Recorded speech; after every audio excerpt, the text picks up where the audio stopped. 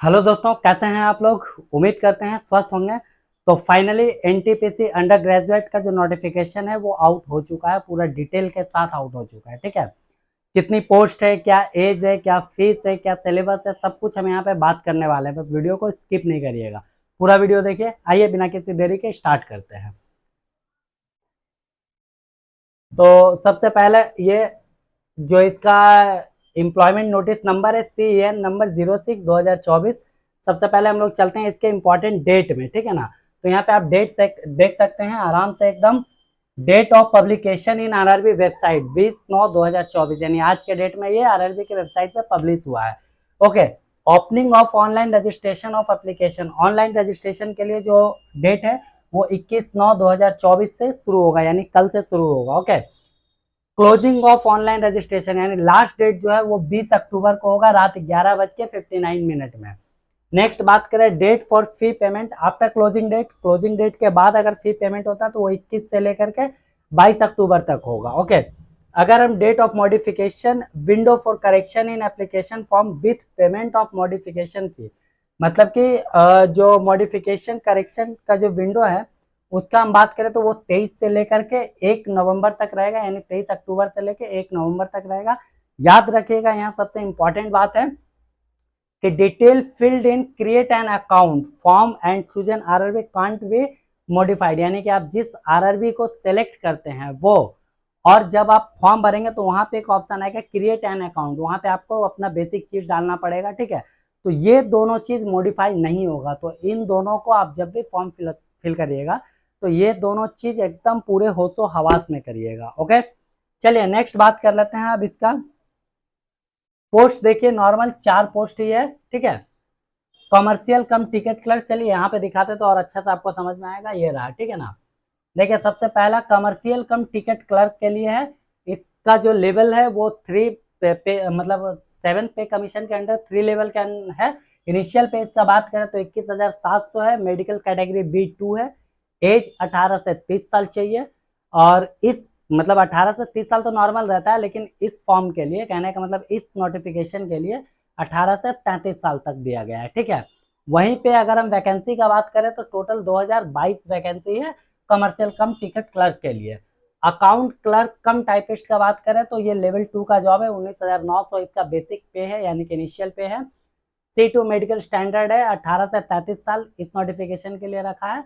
Total vacancy 361 है। Okay, next junior clerk cum typist का बात करें तो सारा कुछ सेम है, वहां पे वैकेंसी सिर्फ 990 है।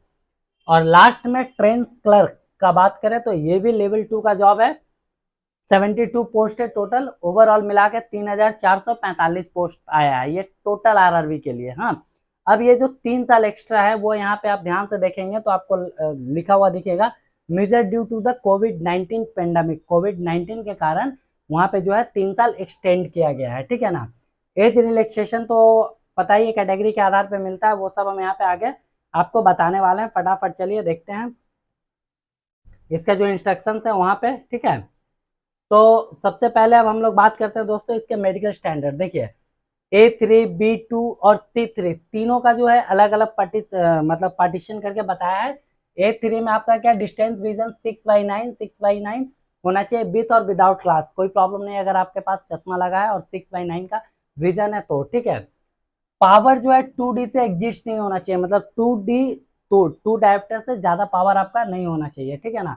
और बाकी आंख का जो कुछ भी आपका जो टेस्ट होता है, ठीक है, binocular test, colour vision test, night vision test है ना, वो सारा उसमें पास होना होगा। ठीक है, B2 का बात करें तो ये पावर 6/9 और 6/12 होना चाहिए विथ और विदाउट क्लास होना चाहिए, इन द सेंस कि इससे ज्यादा नहीं, मतलब आपका नॉर्मल है तो कोई प्रॉब्लम ही नहीं है। ठीक है ना। सेम C3 का भी है, कोई ज्यादा इसमें मेडिकल स्टैंडर्ड को लेकर के इशू नहीं है। ठीक है, चलिए नेक्स्ट अब हम लोग बात कर लेते हैं दोस्तों इसका। तो एज लिमिट में सबसे जो मेन चीज है एज, देखिए बताया जा रहा है यहाँ पे कि एज ग्रुप 18 से 33 के लिए UR और EWS का जो डेट ऑफ बर्थ है वो 2 जनवरी 1992 से पहले नहीं होना चाहिए। ठीक है ना, 2 जनवरी 1992 से पहले नहीं होना चाहिए, है ना। ओबीसी नॉन क्रीमी लेयर के लिए 2/1/1989 से पहले नहीं होना चाहिए। SC ST के लिए 2/1/1987 से पहले नहीं होना चाहिए।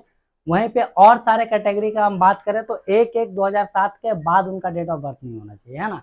यानी उनका जो डेट ऑफ बर्थ है वो 1 जनवरी 2007 के अंदर ही होना चाहिए।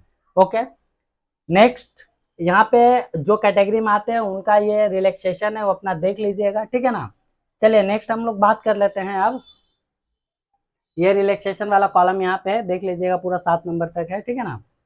चलिए नेक्स्ट अगर हम बात करते हैं तो फीस को लेकर के, ठीक है ना।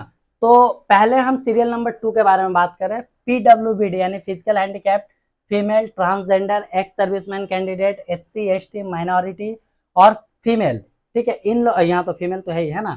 इन लोगों के लिए जो एग्जामिनेशन फी है वो 250 यानी 250 रुपये उनका एग्जामिनेशन फी है। साथ ही बोला गया है कि अगर आप CBT का पहला स्टेज अटेम्प्ट करते हैं, मतलब कि आप वहाँ पे एग्जाम देने जाते हैं, ठीक है ना, अपियर होते हैं, तो आपको सारा का सारा पैसा जो है बैंक चार्ज को काटने के बाद आपके अकाउंट में रिफंड मिल जाएगा।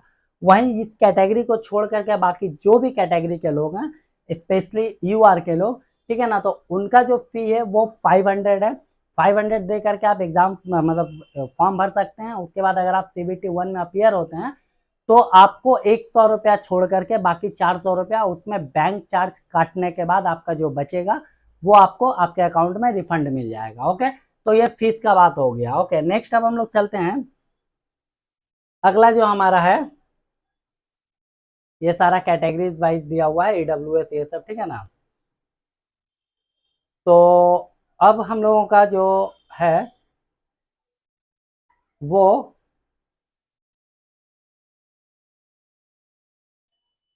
फर्स्ट स्टेज का सिलेबस देखिए। CBT 1 और CBT 2 यहाँ पे 2 एग्जाम होंगे, ठीक है।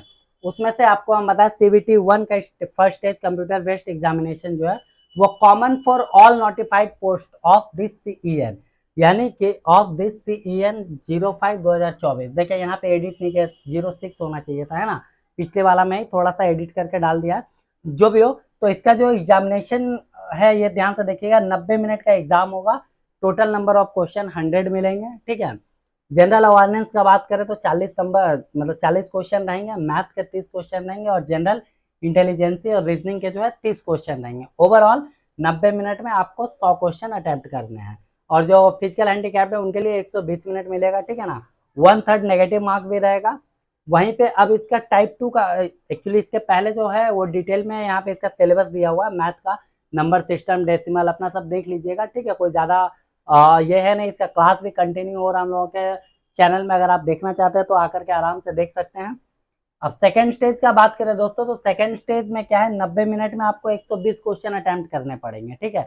यहाँ पे जीके वाला जो पोर्सन है, GA जनरल अवेयरनेस वाला, वो 50 क्वेश्चन आएंगे।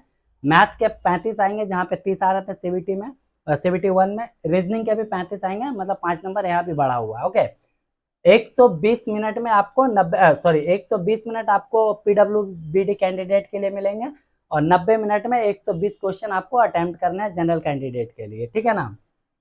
ओके, नेगेटिव 1/3 भी यहाँ पे होगा। ये सारा सिलेबस अगेन यहाँ पे दिया हुआ है, ठीक है।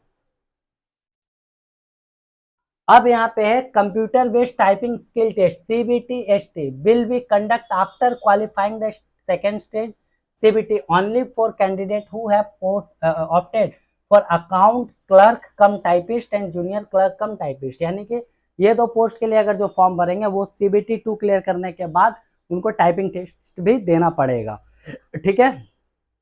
ओके, चलिए नेक्स्ट अब हम लोग देख लेते हैं। ये यहाँ पे पूरा करके मतलब पूरा अलग से एकदम पार्ट बाय पार्ट करके बताया है, ध्यान से देखिएगा। कमर्शियल कम ticket clerk, accounts clerk cum typist, junior clerk cum typist, train clerk, ये सारे किस लेवल के जॉब है वो बताया गया है। और यहाँ पे common for all post, common for all post, यानी CBT 1 और CBT 2 ये चारों पोस्ट के लिए आपको देना होगा। टाइपिंग स्किल टेस्ट देखिए, ये 2 पोस्ट के लिए अभी जो ऊपर बताए थे, अकाउंट्स क्लर्क कम टाइपिस्ट और जूनियर क्लर्क कम टाइपिस्ट, इन दोनों के लिए आपको टाइपिंग टेस्ट भी जाना होगा CBT 1 और CBT 2 क्लियर करने के बाद, ठीक है। नॉर्मलाइजेशन होगा रेलवे, तो अब नॉर्मलाइजेशन कर ही रहा, आपको पता होगा, ठीक है। तो शॉर्ट में दोस्तों बस इतना ही था। अब हम लोग चलते हैं सीधे आपका कि किस RRB में कितने वैकेंसी हैं, ठीक है ना। बाकी सब जो नॉर्मल है वो अपना देख लीजिएगा PDF में, टेलीग्राम चैनल में हम इसको शेयर कर देंगे, ठीक है। ओके, चलिए।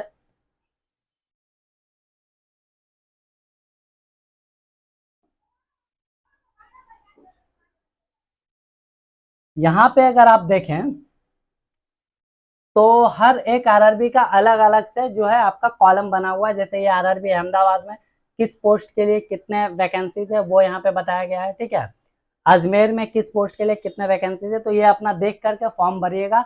एक चीज फिर से हम आपको बता दें कि फॉर्म भरते वक्त स्टार्टिंग में कौन सा आरआरबी आपको सेलेक्ट करना है और जो क्रिएट अकाउंट में अपना बेसिक डाटा डालेंगे वो दोनों चीज आप अपने होशो हवास में डालिएगा, ठीक है। फॉर्म भरने की जल्दी भी नहीं है, अभी 1 महीना आपके पास टाइम है, आराम से सोच समझ के भरिए, क्योंकि फॉर्म अगर भर दिए फिर वो दो चीज कभी भी चेंज नहीं होगा मॉडिफाई विंडो ओपन होने के बाद भी, ठीक है। तो दोस्तों फाइनली ये एनटीपीसी अंडर ग्रेजुएट का जो फॉर्म था इसका शॉर्ट नोटिस आप लोगों को बताया है। वीडियो कैसा लगा छोटा सा कमेंट जरूर छोड़िएगा, ठीक है। मिलते हैं नेक्स्ट वीडियो में, तब तक के लिए जय हिंद।